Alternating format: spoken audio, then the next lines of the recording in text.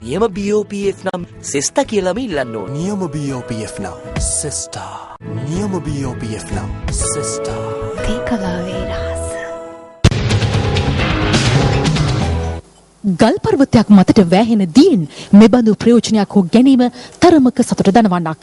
එහෙත් මේ ටැංකිය මෙම පර්වතය මුදුනෙහි ඉදිකෙරෙන්නේ පාමුල පිහිටි ගම්මානයේ පවුල් 350කගේ පමණ පානීය ජල අවශ්‍යතා සපුරාලීමට මිස පර්වතය මුදුනට පැමිණෙන්නන් හට මෙබඳු ආස්වාදයක් අත්කර දීම පිණිස නොවේ.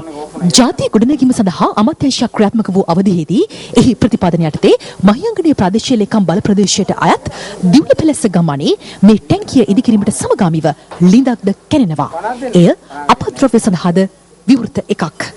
2007 වසරේදී ජාතික සවිය ගමනැගුම වැඩසටහනින් ආරම්භ කෙරුණු ව්‍යාපෘතිය සම්පූර්ණ කිරීමට වසර 4ක් ගත වූ බව ප්‍රදේශවාසීන් පවසනවා. රජය උනත් බලාපොරොත්තු වෙන්නේ මිනිසුන්ට අවශ්‍ය කරන මූලික පහසුකම් ලබා දෙන්නට. නමුත් ප්‍රාදේශීය ඇතම් දේශපාලඥයන් තමන්ගේ අවශ්‍යතාවයන් හා තමන්ගේ බලාපොරොත්තු අරමුණු ඉෂ්ට කර ගන්නට මේ වගේ රටේ සම්පත් විනාශ කිරීම පිළිබඳ අපි ඇත්තටම කනගාටු වෙනවා. ව්‍යාපෘතියේ ඉදිකිරීම කොන්ත්‍රාත්කරු ලෙස කටයුතු කර ඇත්තේ මහියංගනීය ප්‍රදේශ සභාවේ ආණ්ඩු පක්ෂ සභිකයෙක්. වතුර ගැහුවොත් පැය දෙකක් විනාඩි 15කවත් වතුර ගෙවල් 3-4කටවත් යන්නේ නැහැ. ඒ වතුර හැමදේම අපතේ. ඉතින් කරන්ට් බිල ගෙව්වේ නැති වුණොත් අපිට නඩු දානවා කියනවා, වයර් එක ගලවනවා කියනවා.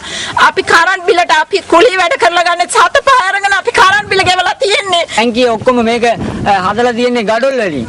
ලක්ෂ 52ක් විතර මුදලක් වියදම් කරලා පවුල් 55කට වතුර දෙන්න බැරි වුණු එකම ව්‍යාපෘතිය හැටියට කියන්න වෙලා තියෙන්නේ අද මේ දිවුල බැලස්සේ ජල ව්‍යාපෘතිය. ව්‍යාපෘතිය සඳහා ගෙවීම් අනුමත කරමින් අදාළ නිර්දේශය ලබා දුන් කාර්මික නිලධාරීන් කර ඇත්තේ මහජන මුදලින් වැටුප්ද ලබමින් මහජන මුදල් කොල්ලයට අතහිත දීමක් නොවේද?